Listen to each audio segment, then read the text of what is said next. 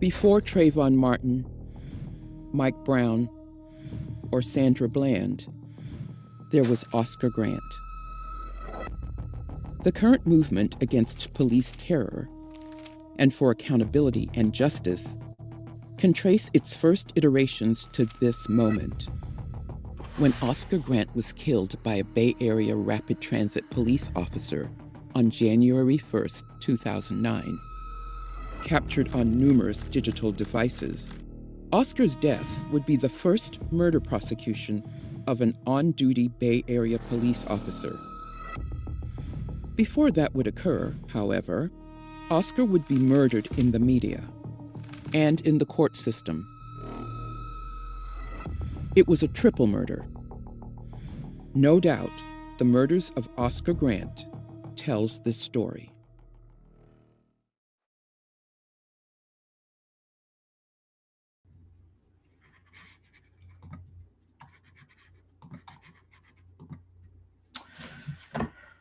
Greetings, good evening, good late afternoon, good afternoon, good late afternoon.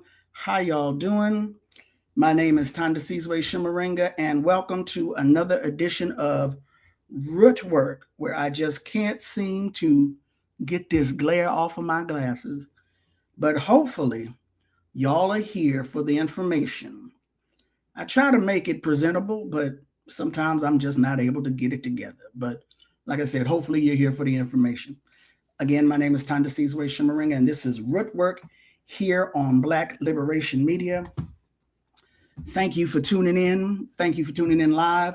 Thank you for tuning in at whatever point you are able to come in and watch the video. Let me take care of some housekeeping real quick. Please like, share, and subscribe. Like the video now before you forget or hear something that pisses you off later on. Share the link to the video. Make sure you are a subscriber to Black Liberation Media. Please subscribe to Root Work also. We need all the help we can get because we are not corporate media. We are not corporate-owned media. So today, we're going to talk about Jesus, John Wayne, and white fragile masculinity. I was on the morning show today, Remix Morning Show, and I was saying how I had been forgetting, and now I have to consistently remind myself that because of the reach of social media into corners that you don't usually come across or usually mess with, the exposure to all kinds of people, it's a lot of young people out here who have no idea what we're referencing many times because they're just young. They hadn't heard of it. They hadn't experienced it. And it's older people who, for whatever reason, life be lifing, I don't know, they just absolutely do not know. Even though they were alive and on the scene when some of these things took place, for whatever reason, they don't know some things. And this social media, YouTube and everything else has opened up a whole world for people. So I have to consistently remind myself to not be condescending, well, not too condescending, and try not to shame too much. But just as a journalist, it's my job to break things down for people, and I have to do a much better job of that. So what I want to do before I get into today's pre-recorded interview with writer Linda Hamilton, I want to talk a little bit about Jesus and John Wayne. I want to give you some background, some context. Now, let me see here. Let's talk about Jesus first. And actually, we're not going to really talk about Jesus, not in the way some of y'all think I'm going to talk about Jesus. But, kind of, sort of talk about Jesus. Hold on. It's tech spicy. Y'all know it's tech spicy. I'm trying to get it together, and it just won't get together. Why are you doing me like this? Okay, there we go. So, one of the things you'll hear referenced in today's interview is Project 2026, which, some people are like, I read all 900, however many thousand pages this was, so you don't have to. Okay, but we know, based upon the policy and those who did read it, that Project 2025, guiding many of the policies of the Trump administration, very conservative, very white supremacist, talks about saving America by saving the family, a foundation for the next 250 years. To end America's family crisis, policymakers and civic leaders should treat restoring the family home as a matter of justice driven by two truths. The first is that all children have a right to the affection and protection of the man and woman who created them. The second is that the ideal environment in which to exercise this right is in a loving and stable home with their married biological parents. Now, we don't have, Project 2026, not Project 2025. This is, we're in Project 2025 and they're talking about moving into the next year, 2026, 2027. And if you see what it says, foundation for the next 250 years. 2026 is the 250th anniversary of this bastard baby known as the United States of America, right? So there we go. Hold on. So these are the people you is dealing with. These are the people who are in charge. These is the people running the world. Next video I want to show you. Not video, I'm sorry. When it comes to Jesus and Christianity and how these folks interpret it, all right? This is from the Real News Network. Now, this is from March of this year. Because I was trifling, that's what it was. I'm just keeping it real with y'all. I was trifling. I did not air this interview with Linda Hamilton in March when I first interviewed her. I'm airing it now because I'm trying to be back consistent with y'all, but it's still relevant, as you can see. So this is the Real News Network from March. U.S. commanders want to make war with Iran as bloody as possible to bring about biblical end times, officers report. One non-commissioned officer said he was directed to tell his troop that Trump was, quote, anointed by Jesus, and that war with Iran was, quote, all part of God's divine plan to bring about Armageddon. My God, I'm not even going to read that. I'm just going to put it, I can't be bothered with this madness. I'm going to put the link in the chat for y'all. I'm not reading that. I'm not doing that. All right, so there's the link from the Real News Network. Let me go ahead on and also put in the chat. This is the link to the Heritage Foundation, which put out Project 2025 and has now put out Project 2026. One more link, and then I'm through talking about quote unquote Jesus for the day. Oh my God, these people, they never cease to amaze me, which lets you know how naive I am, right? Put this link in the chat for you. For those of y'all who like to do your own research, who like to read, do your own stuff. The Military Religious Freedom Foundation, also from March of this year, MRFF inundated with complaints of gleeful commanders telling troops Iran war is part of God's divine plan to usher in the return of Christ. Again, I'm not going through all of this. I'm not putting up with this. But I'm just going to read this real quick. Quote, this morning, our commander opened up the combat readiness status briefing by urging us to not, quote, be afraid, unquote, as to what is happening with our combat operations in Iran right now. Again, this is from March. He urged us to tell our troops that this was all part of God's divine plan, and he specifically referenced numerous citations out of the book of Revelation, referring to Armageddon and the imminent return of Jesus Christ. He said that, quote, President Trump has been anointed by Jesus to light the signal fire in Iran to cause Armageddon and mark his return to Earth.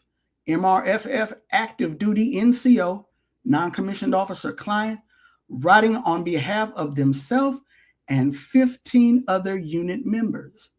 The MRFF has received over 200 calls from more than 50 military installations across all the services: Air Force, Army, Marines, Navy, maybe even the Coast Guard, since Saturday, again, this is from March, reporting similar disturbing pronouncements from their Christian zealot commanders.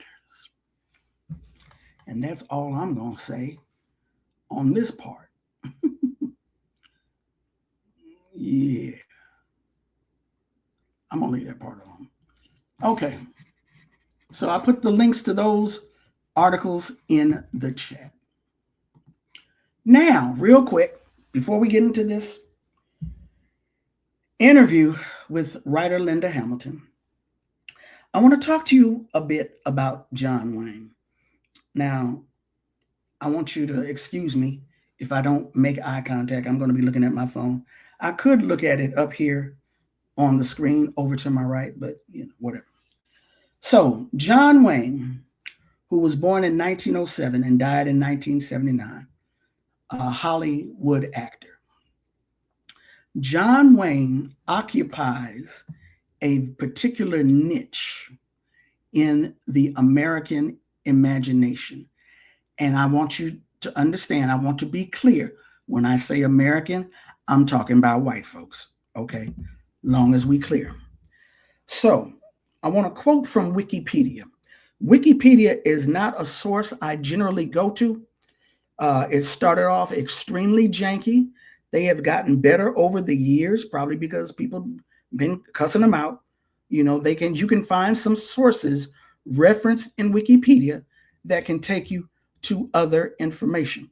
But I'm going to quote from Wikipedia because it is popular, it is mass-based, very accessible. Like I said, it's gotten better over the years, but I'm citing it because it is the most basic, most base level source you can use. This is what Wikipedia says about John Wayne. John Wayne was an iconic American actor and cultural icon. Known as the Duke, he became, and for those of, oh shoot, hold on. I'm sorry. Give me 1 second. Give me 1 second. Give me 1 second there.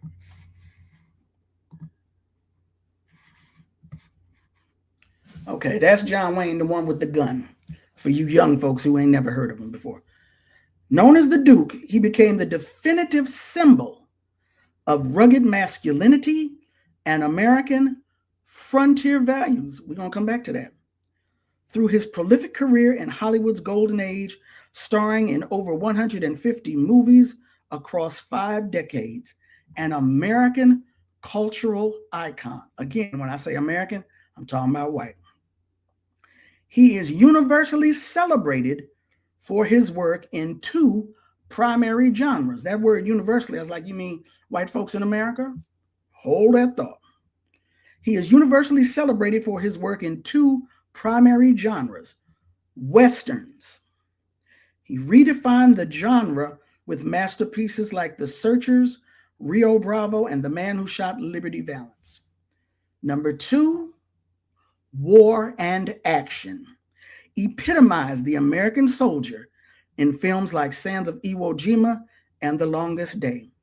John Wayne, the American cultural icon, universally celebrated for his work in two primary genres: Westerns, how the West was won, frontier values, stealing this land, and fighting Native Americans. Westerns. Number two, war and actions. The soldier. The United States Army is an imperialist army with bases all over the world. Ain't no Chinese military bases in the U.S. Ain't no Jamaican military bases in the U.S. Ain't no African military bases in the U.S. The U.S. has military bases all over the world because that is what imperialism demands, and that is who epitomizes the American soldier in film, John Wayne. John Wayne was seen as being so tough and so badass. I remember Richard Pryor had made a joke about him back in the day. John Wayne passed in 1979, but at some point he had cancer and he beat it. Cancer came back, he beat it again. Richard Pryor said, John Wayne kicked death's ass twice. You know, once you make it into jokes, okay? There's a film, I was trying to find it today. I watched it a few weeks ago. You know, I'm into rewatching, if you didn't know. I rewatched it a few weeks ago, maybe it's a couple of months ago, and for whatever reason now when I searched for it, I couldn't find it because I wanted to take a picture to show you as opposed to trying to describe this. For whatever reason, I can't find it, but it's called Running Scared with Paul Walker. Paul Walker of the Fast and Furious movies. This film with Paul Walker called Running Scared, in the movie, there's a character who's a Russian immigrant. This man who, you know, he's got the thick accent, you know he's an immigrant. He is so enamored with the Duke, John Wayne, this dude right here on the screen, that he has a tattoo of John Wayne on his back. I'm not talking about John Wayne's face on his shoulder blade. I'm talking about a full tattoo on his back. I'm talking about from the base. This is the character in the film. From the base of dude's neck, that is the top of John Wayne's cowboy hat. And it goes on down to his back, got on the vest. I don't think he's got a gun, but he's got on the vest and everything. That's how much this character loved John Wayne. That's how much many people love John Wayne, right? Now, I'm going to put a couple of more links in here for you to go or to come back and check out when you get a chance. Very important, because I said John Wayne is this American, i.e. white, cultural icon. Now, this is from Jacksonville.com. This was the first thing I encountered. All right. But hold on. Before I get to that, I'm going to put another link in here. Where is it? There it is. Because we believe in original sources up here. Heavy on the white, right? Because we believe in original sources up here.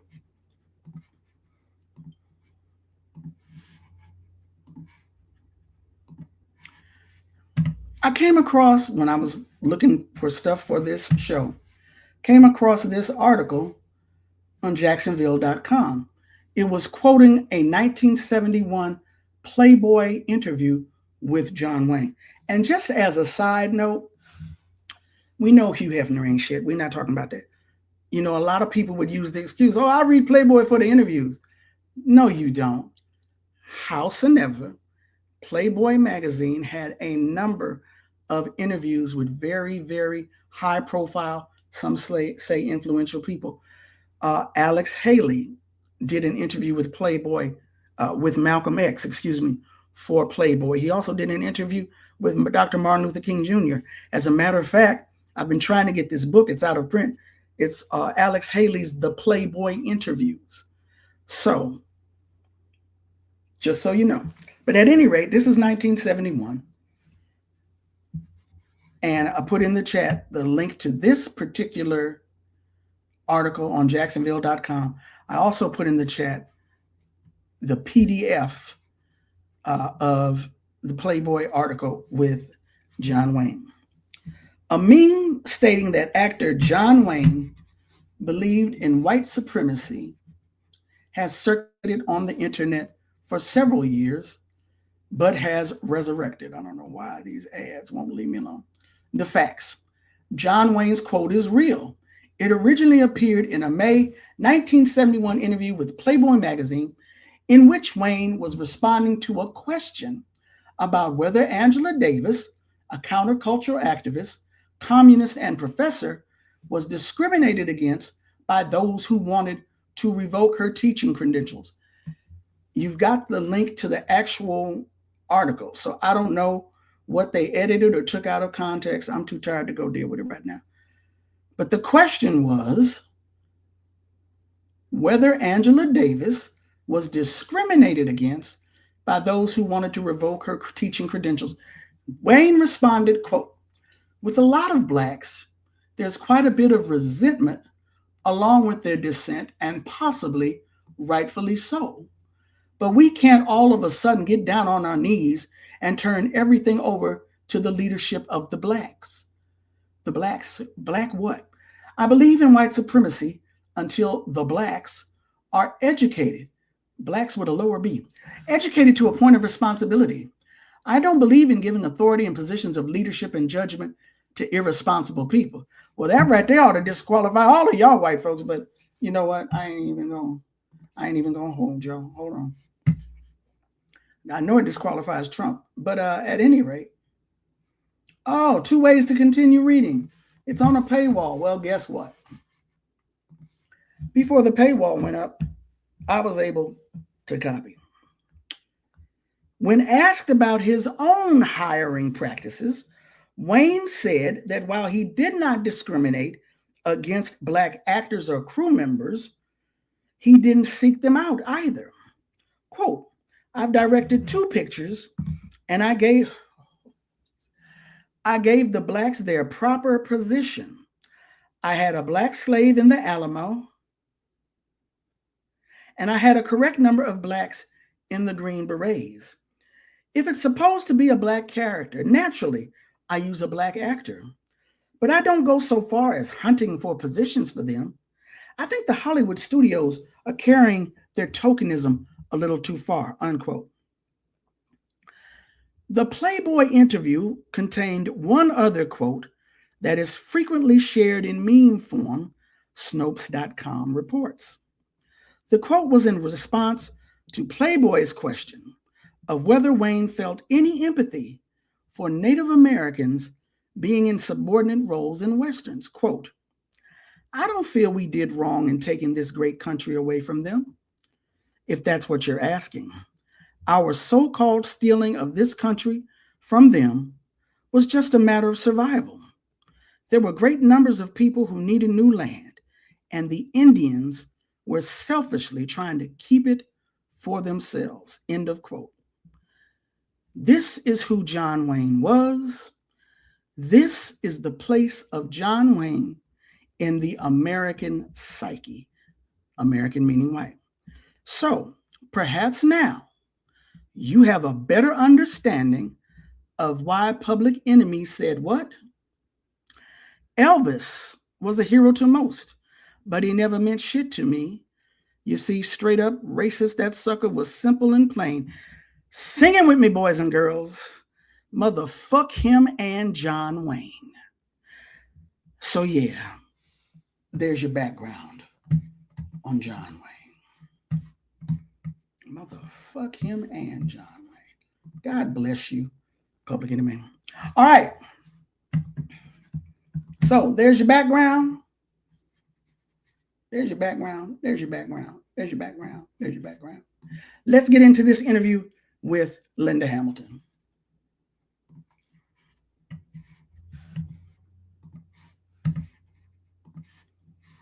Here to speak with me now is Linda Hamilton, an author and historian from Southern California, yay. She has a bachelor's degree in history and secondary education. Used to be a history teacher, but now she channels her passion for the past into writing historical fiction and independent study. I got excited when I saw that. I came across you because you're a writer, but then when I looked at your bio, oh, you studied history and now you want to write historical fiction. I'm like, yeah, this is cool. This is cool. So your debut novel, The Fourth Wife, is due to come out in March of this year. Is that correct? Yes. Okay. It's rooted in the real lives of women from her own family history and religious heritage. She blogs for Exponent 2 and serves as their social media manager. You are also currently completing your master's in history at Sam Houston State University. Her thesis focuses on Mormon women, polygamy, and identity in the 19th century. Thank you so much, Linda, for being on Rootwork today. Thank you for having me. So I came across you on Instagram where you had done a quick video talking about recommended books folks need to read. And in particular, you were talking about some books that had to do with the rise of evangelical Christianity, Christian nationalism here in the U.S. And I like to say that you mentioned Project 2026 is on its way, and you mentioned these would be some good books to give us some background about what it is we're dealing with right now. And I come to find out these are books that you did your graduate essay on. Yes, my final paper. The books had a bunch of Post-it notes all through them. I was like, wow, she really read these books, didn't she? I like to mark them all up so I don't forget anything, hopefully.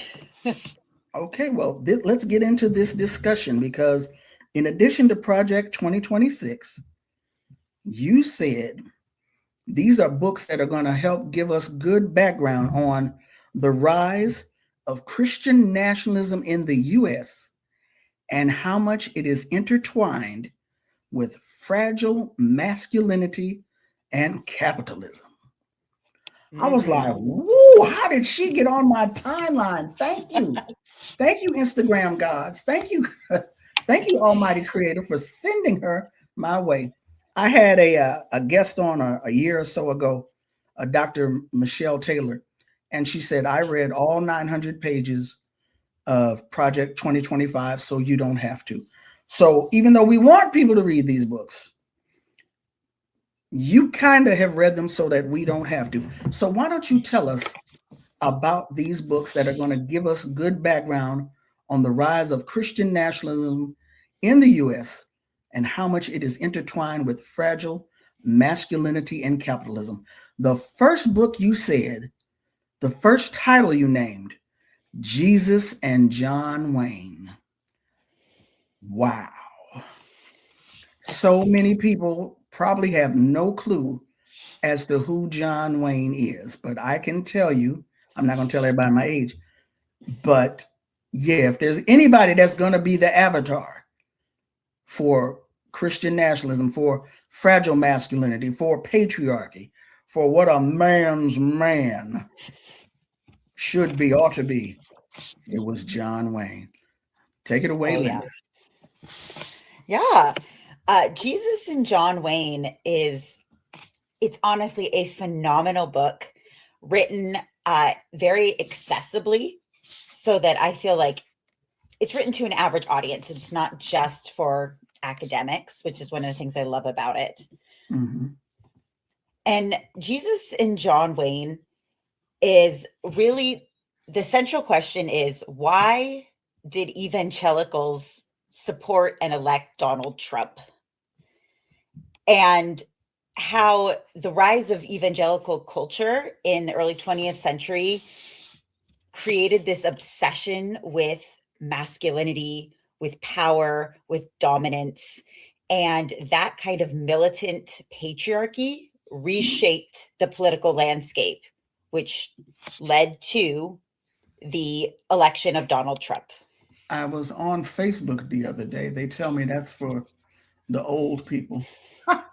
But at any rate, I was on Facebook. I mean, I hadn't. We know that they listen in to us. We know they surveil us. Fine. I promise I hadn't said anything about Linda Hamilton, about John, Jesus and John. I hadn't said anything. And look what pops up as an ad. I was like, no, you're kidding me. A John Wayne bobblehead for real? They're Are you always serious? listening. It's crazy. They're always listening. But wait. And then I don't know if this one came on Instagram or Facebook, but then I saw this one. I was like, wait a minute, what's going on now? What's going on?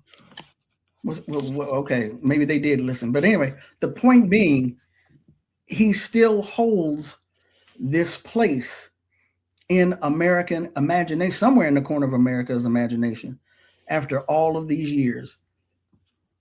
That was my absolutely. That was my point.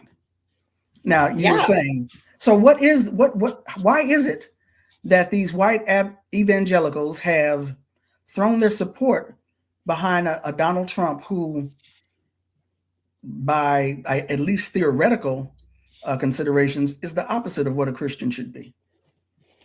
Yeah, and that's kind of the huge thing that this author is trying to tackle, because even at the beginning of like 2016, when Trump started to gain steam, and evangelical leaders were looking at each other like, what is happening here? And she does a really great job of explaining, like, this is actually the system working as it should. The system that evangelicals created in the 20th century, it couldn't really lead anywhere else but to this moment. It just was waiting for the right spark to take it. And Donald Trump happened to be that spark.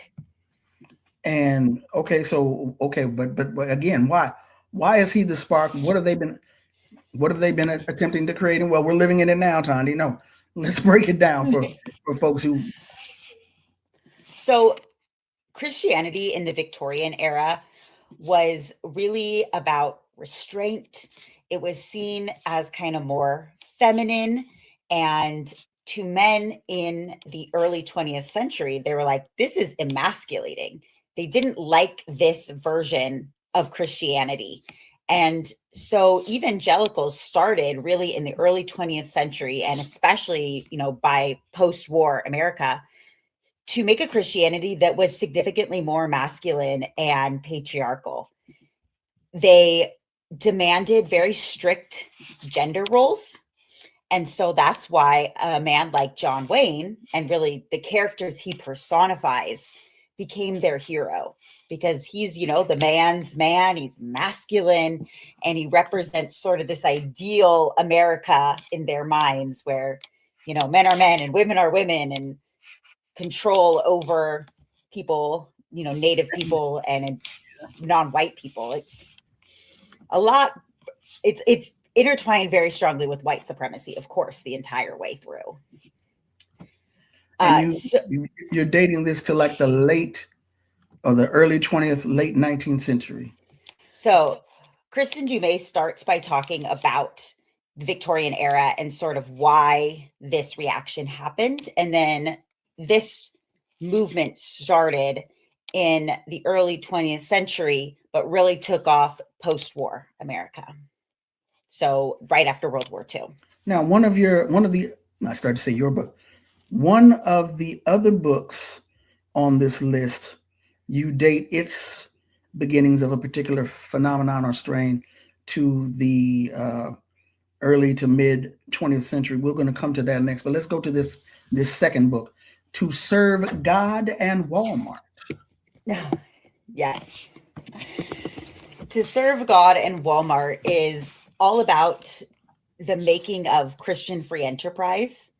And the author specifically looks at Walmart as a case study to examine the growth of Christianity in American businesses, and also the association between like populist heritage and corporate America, and how Walmart managed to sort of toe this line of like getting a reputation of being, the Christian store, the family values store, while at the same time being, of this giant corporation. And yes, the whole thing of family values identity. What do you mean by family values identity?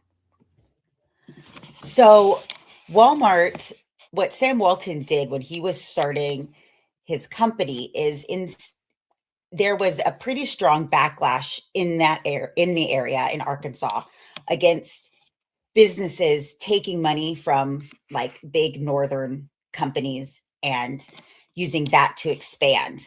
And so what Walton did is he basically took money from local friends and family to try to expand his business, and he built in this idea that when people would come to Walmart, those original Walmart stores, like, we are supporting the community.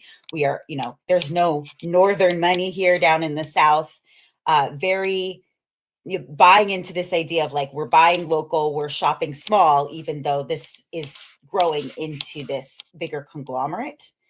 And at the same time, the stores are reflecting patriarchal hierarchy within their employees and their consumers. So, for instance, women were a lot of their workforce. They're part-time mothers working this job, and managers were men.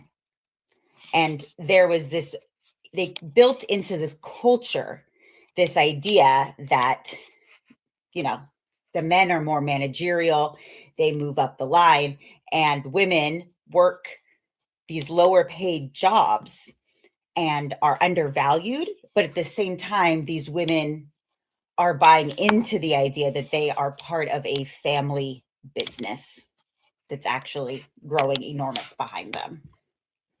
Walmart is one of the largest employers in the U.S., if not the largest employer in the U.S. Talk about Christian free enterprise. So Sam Walton and a lot of other Christian businessmen during the late 20th century really wanted to spread the ideals of capitalism and free enterprise by combining it with Christianity. They would do basically like missionary work for capitalism through different programs run through Walmart. They would do programs in local schools to get kids to believe in values of free enterprise and capitalism and unions are bad, and tie it in with Christianity in these local schools.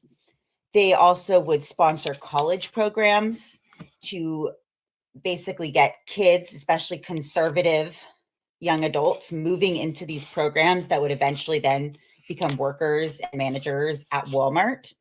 And they did this abroad.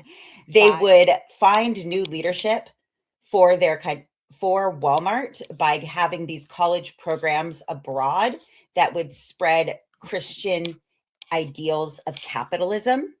So they're now expanding worldwide with this kind of missionary program, with the idea, again, of spreading the idea that capitalism is good and it's a Christian value, and unions are dangerous and bad and a threat to safety and security. It's very tied up as well in the Cold War, right? These ideals. The threat of communism, atheism, specter of the devil, sinister evil, all that good stuff. Oh, yeah. It's all of these books have that very strong theme going through it, that they're very terrified that America is going to become weak and lose the Cold War.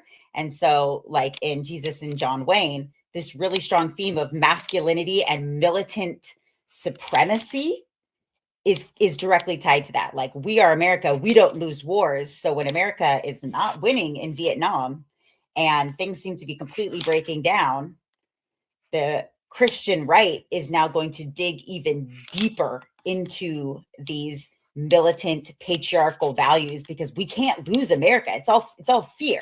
It's all just fear and white supremacy and patriarchy.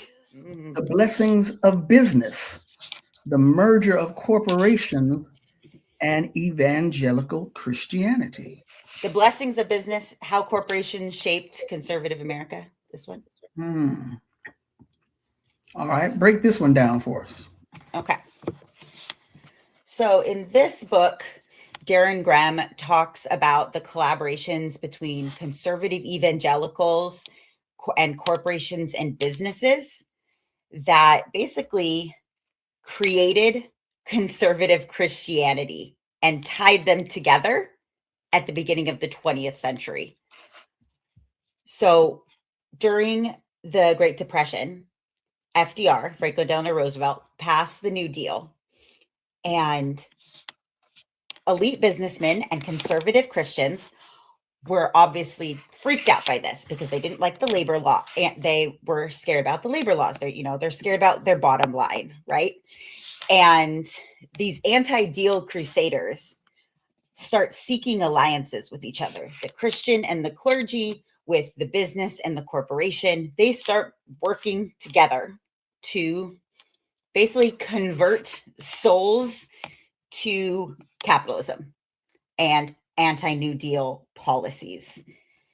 They use religious revival that's going on in post-World War II America to convert people to anti-communism equals anti-New Deal, which equals Christian freedom.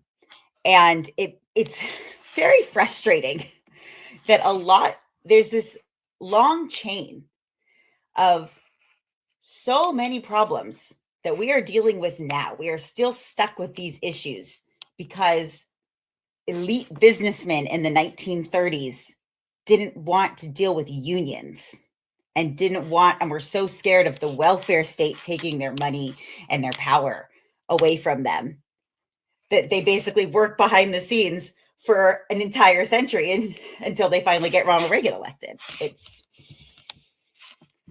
It is very frustrating. Right, and the first thing he does when he comes in, gets rid of that federal union, the Air Traffic Controllers Union. Mm-hmm. The thing that I found fascinating one of the things I found fascinating in your summary, you talk about the fact that in the 40s, of course, the reaction to the New Deal, and in through the 50s and the 60s, this is where we get the idea of one nation under God. This is where we start to see these pronouncements regarding God on the money that is printed and minted, that this was not something that was carried over from the 1700s. It's recent 20th century. Yes. That's crazy. Break it down.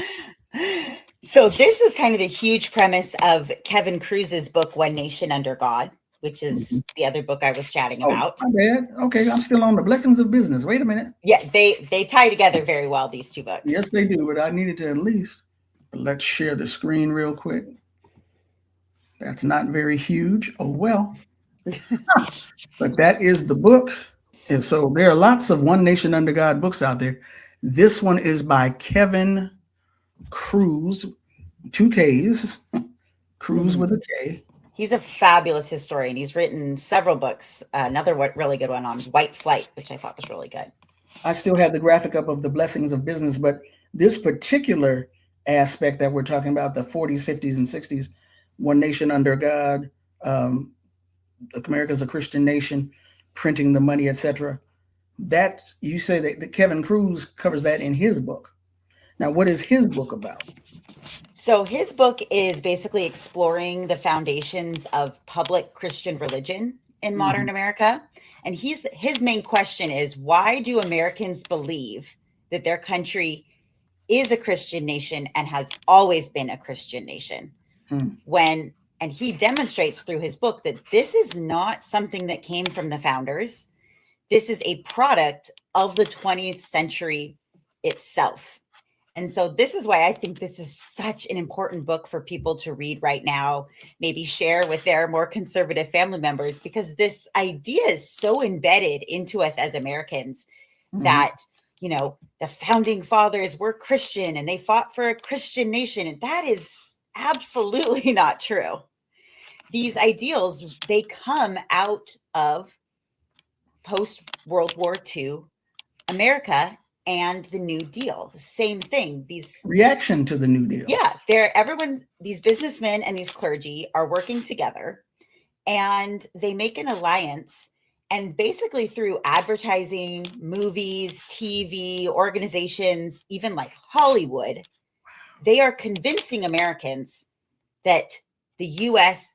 has always been Christian and needs to stay Christian in order to fight the godless communism. Yeah. Dwight Eisenhower, when he is elected president, he is kind of a symbol of this movement, because he goes into office with riding this wave of public religion in America. He's the one who instituted like the national prayer breakfast, for instance. But it's a very vague public religion. It's Christianity, but it doesn't really have like the contours of a specific sect or rules or anything. Dwight Eisenhower actually didn't even get baptized Christian until he was already in office. It's not like he was just sort of like wrapping himself in this Christian values. And then like Cruz talks about how like he actually just got baptized randomly and never really went to church again after that kind of Christian. Because really what he was doing is he was spreading this idea that in order to be patriotic, you must be pious. You must be Christian. And so America just sort of rides this wave. And that's when we see, in God we trust gets added to the money. We see One Nation Under God gets added to the pledge in 1954.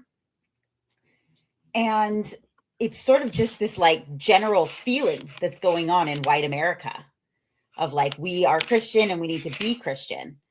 And Cruz, so not only does he do such a good job of explaining this is actually where our beliefs in Christian America come from, the 1950s, basically, he also shows the breakdown, and he shows that this religion idea was so vague and obviously it wasn't protecting anybody's civil liberties. So when you start to get all these court cases against prayer in school, against Bible reading in school, whether or not kids should have to say the pledge, and these start getting struck down by the court saying like, no, people don't have to say the pledge, these kind of things.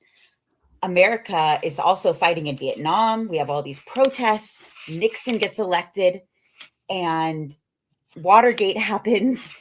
And all of this Christianity, this supposed public religion we have, all it really does is lead to a huge breakdown. It just leads to more division, is kind of his conclusion. That the idea that we were one nation under God and this unified Christian nation has never really existed. And even at its strongest time of belief, it never existed, and it never proved to actually make America great. Wow. I was just thinking, going back to Eisenhower, he's an Army general. Mm-hmm. Army general, almost as popular. I don't know. He and Patton are like, right, running neck and neck. They probably would have elected Patton if he had run and decided to run. I don't know. Oh yeah, and I think, and that ties back again to this idea from Jesus and John Wayne, that the evangelical church is becoming so obsessed with military and with patriarchy that figures like Eisenhower are their heroes, as opposed to Jesus, who you would think they would be. They basically rewrite Jesus so that he's not like, the hippie that he was in the Bible. Now he's this masculine military man who like just is all about gender roles and all about capitalism. And they create Jesus into this idol that when Donald Trump comes around And he's irreverent and he has sexual prowess, their belief. And he, you know, is saying like, we're not going to let other countries crap on us anymore. They're like, heck yeah, that's what we want. That's our Jesus. That's our guy. That's our dude. Yeah. So it makes complete sense when you actually think about it. Like, oh, it's because they never actually believed in the Jesus of love thy neighbor. They believed in the Jesus of let's go out and crush other countries because that is what God wants us to do. You know, I said in the beginning I was excited about having you on. I've changed my mind. It's kind of depressing. It really is. Yeah, pretty much. You also did a part 2 of other books to piggyback or veggie back onto these particular 4. Can you give us a quick rundown of those also? Okay, so one of those books was Inevitable Revolutions, and that book is very similar to The Blessings of Business and One Nation Under God in that it traces how conservative businessmen who hated the New Deal basically worked behind the scenes for decades, along with their Christian conservative buddies, to slowly dismantle the New Deal until the election of Ronald Reagan, which was like their big final kind of hurrah. And who's the author of that? I don't know off the top of my head. Okay, no more. Don't worry about it. Let's go to the next. White Flight is a book also by Kevin Cruz. And this book is all about white people leaving the city when after integration, the end of segregation. And it's really all just basically about white supremacy and how these people in these neighborhoods in like Detroit, for instance, would try to intimidate and really just torture these Black families that were trying to move into these neighborhoods, and how the city became slowly segregated again as white people move further and further out of the country, of the cities and into the suburbs, leaving behind this huge mess of issues for the city to deal with, and how so much of that was purely motivated by white supremacy and ideals of segregation.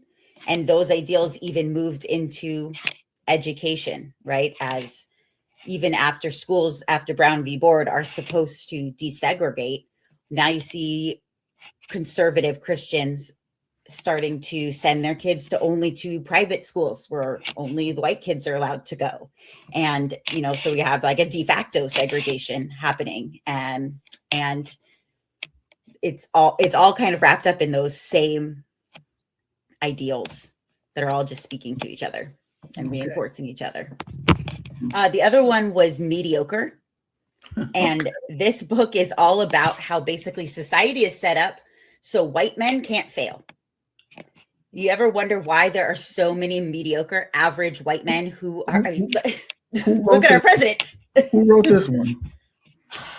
I don't remember. You don't know that? Okay, don't worry about it. Mediocre. Yeah, mediocre. So many, oh my God, so many conversations, think pieces, memes, whatever, just stuff that I have seen throughout Black media in particular, talking about mediocre white men. And it's set up so that white men will not fail. Yeah. And it's so frustrating. It's one of those ones where you're like, I'm so glad I read this, but also I hate reading this. Yeah. Because it just makes you depressed seeing this system is working exactly how it's supposed to be. That's the other thing I hear all the time, but nobody believes us. And you're saying, yeah, it is. You're saying it's true. Yeah.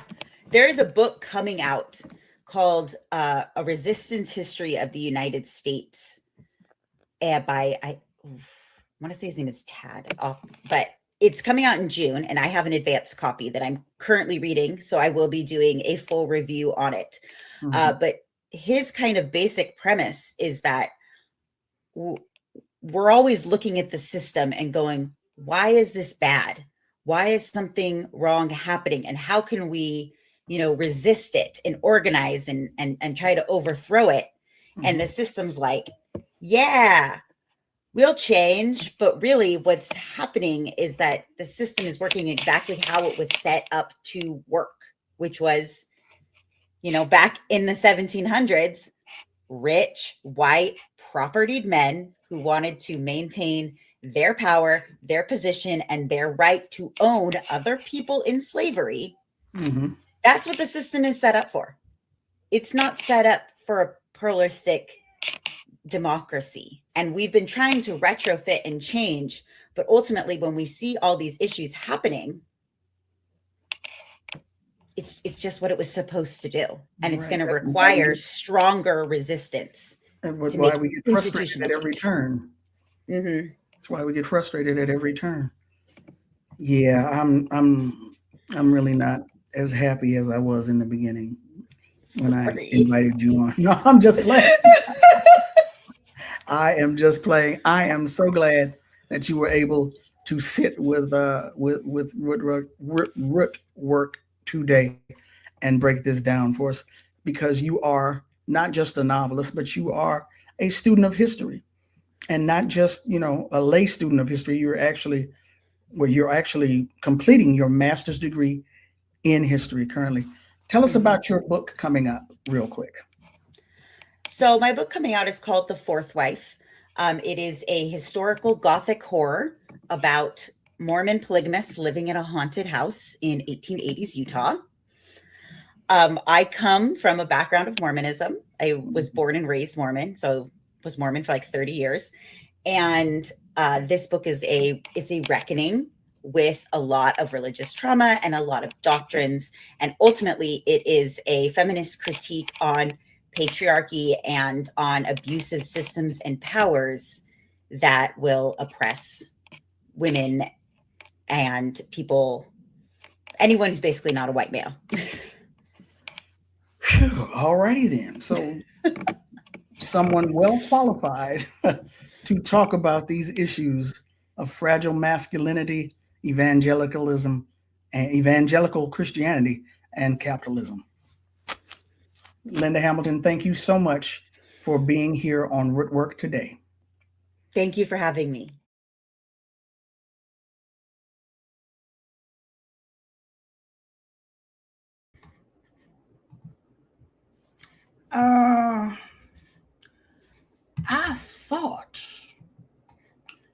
I thought I asked her what her, I must have, hold on.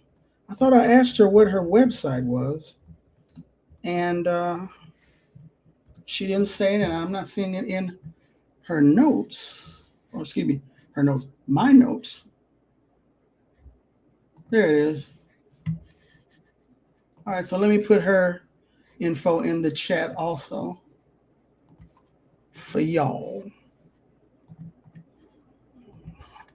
I do this for y'all. I do everything is for y'all. No, I'm just playing. Oh, so yeah. Those were some very good books. Again, thank you to Linda Hamilton for taking her time. I was supposed to have done this back in March, but I guess it's right on time, no matter what. So yeah. How y'all doing over there? How are y'all doing over there?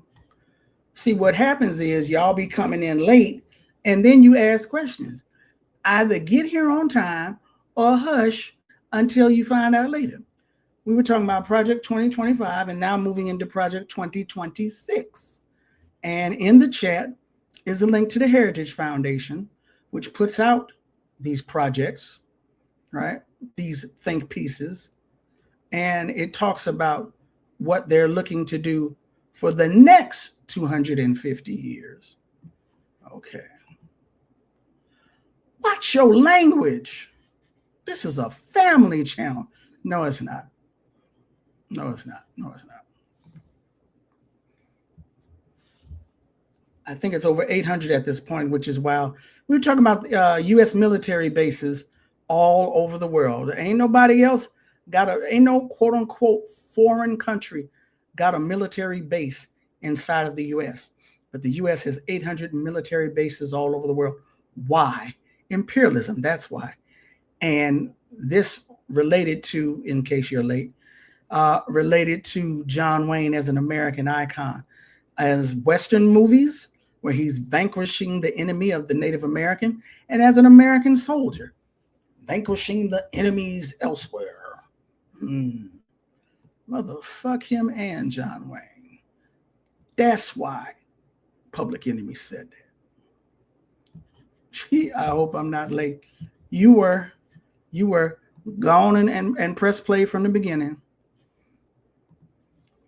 Yo, John Wayne was mad racist to immigrants. Yeah. Like I said, American cultural icon, right? Now look at that. While other actors and athletes went off to World War II, Wayne the yellow belly got out of it. Why you calling him a yellow belly? So he should have gone to war. He should have participated in these imperialist undertakings, murdering other people. See, y'all got to watch it with these names you be calling people. Y'all got to be careful about that. You know what I'm saying? Mormons are wild. What was the name of that show? It was a show on HBO. Wasn't it about, was it Bill Paxton and a bunch of wives? I never watched it. I just would see it in passing, but yeah. Ooh. Coming back to you. Who doesn't know who John Wayne is? A lot of people don't know who John Wayne is. Thank you very much. But anyway. Y'all be clowning over here in the chat, boy. Y'all be clowning.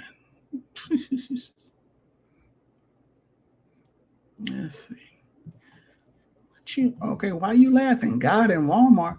Did you come in late too? Did you miss the books that she referenced? All right.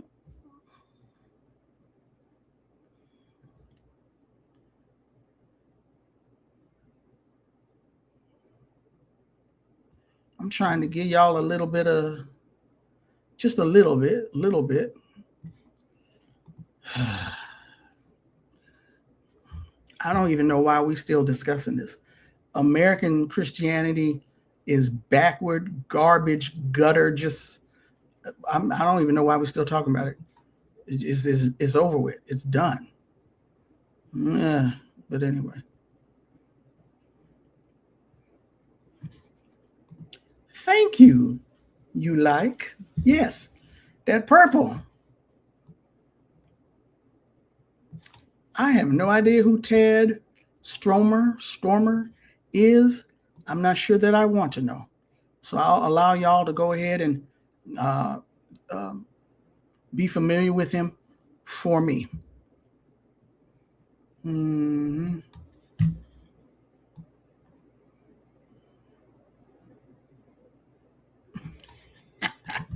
An ex-Mormon rabbit hole.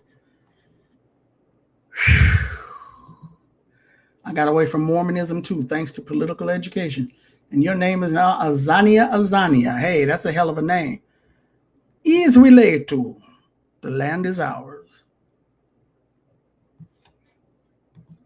Thank you. And for those of you who might not have access to the chat, read lindahamilton.com is Linda Hamilton's website.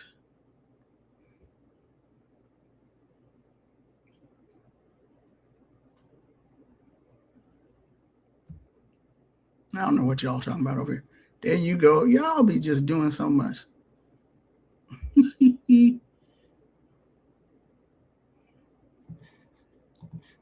The fact that people believe that Marion Morrison was actually John Wayne in real life, hilarious and shameful at the same time. Yeah, I left that part out.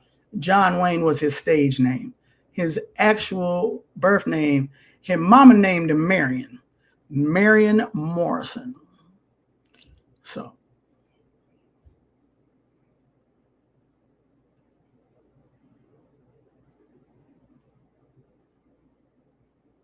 Yeah, y'all just, boy, y'all, you know what? y'all gonna act up elsewhere. Y'all, I'm not gonna be here moderating no chat. And anyway, these book suggestions I'm definitely going to pick up. That Walmart one is crazy. Yeah. All righty. So real quick, real quick, I want to thank you guys for hanging out with me. It is now 9 p.m. East Coast time. I don't know what, for those of you who are new to my show, Rootwork, for those of you who've been watching, you know I don't like to sit up here long. First of all, I don't like running my mouth forever because I don't think it's necessary. The other thing is I be having arthritis, and Mr. Arthritis be like, come on here, let me talk to you. So I'll be having to go handle that. But we started around 5-ish, and it's been an hour, so I don't believe in keeping y'all long. I want to thank you for hanging out with me today, whether you were here live, came late, or you catching it on the replay. I appreciate you for your support. Let me give a special shout out to Mac Clubbin. I don't know if Mac is watching now, is going to watch it later. Mac Clubbin be consistently supporting Rootwork. And I greatly appreciate that. He bees supporting the Rootwork Cash App and the Rootwork Venmo, which is scrolling down there right now. A hint. He's a consistent supporter of the show. Greatly appreciate you, Mac Clubbin.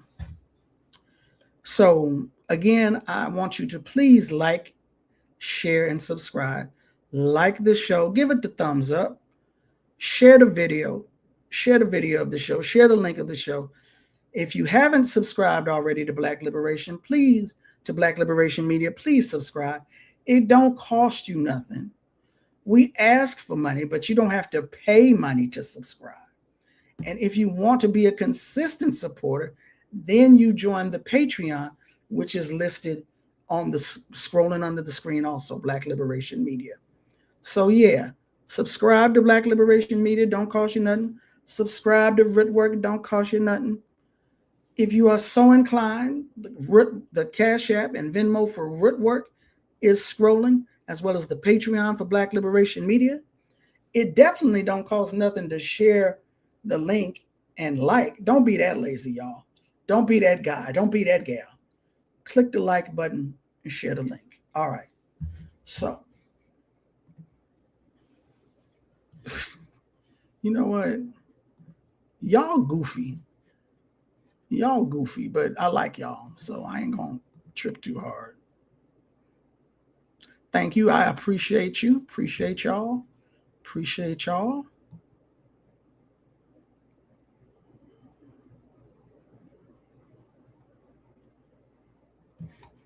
You know what, Yipper? I got something for you. Keep on here. Keep on. All right, you're gonna find out. I'll show you better than I can tell you. I've had acupuncture before, and I swear by acupuncture, but I don't think acupuncture is going to help with arthritis because that's more with the joints. And if a needle is trying to get into my bones, I'm in the wrong room. Excuse me, you want a different patient, not me. I'm not the one. So yeah. It's been too long for a tech malfunction. Let's count our blessings. All right, I see you.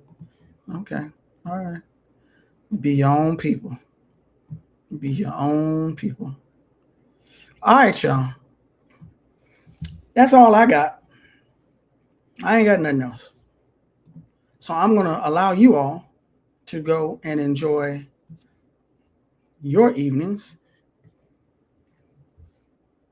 Yeah, I think I'm going to do that. I think I'm going to allow you to enjoy the rest of your evening. And I'm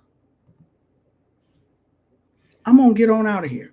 So again, thank you so much. Appreciate you. And I'll holler at y'all later. Peace.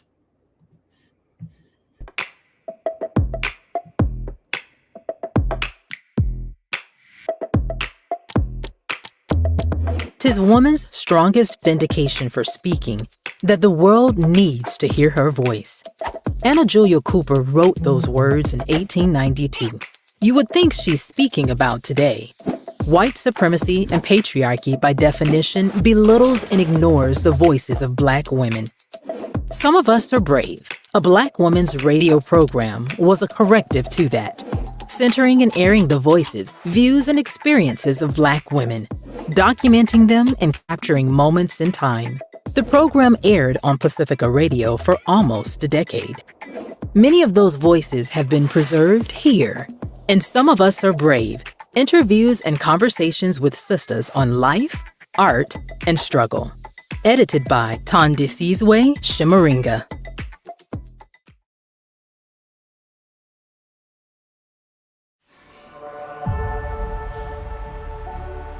Nothing in Deborah Jones's formative years could have prepared her for life in the US organization. Like many of her generation, she was Black and proud before the phrase became popular.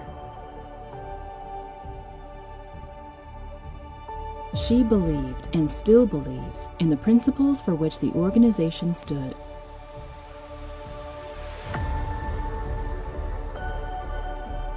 But her life took a horrific turn on Mother's Day 1970, leaving her in trauma and in silence.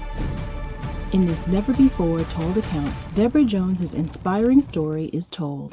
What We Stood For, the story of a revolutionary Black woman, by Deborah Jones and Tandisizwe Shimaringa, is the compelling and harrowing memoir of one woman's experiences in a leading Black power organization.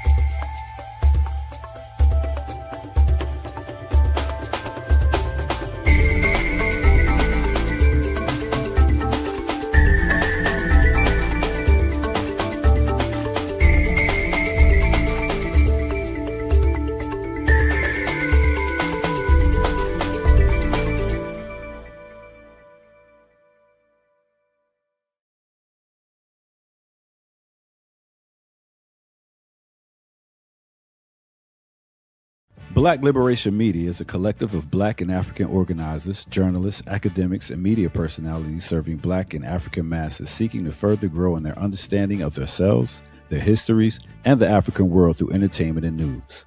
Please continue to like, subscribe, and donate to the channel so we can further serve you and liberate our people.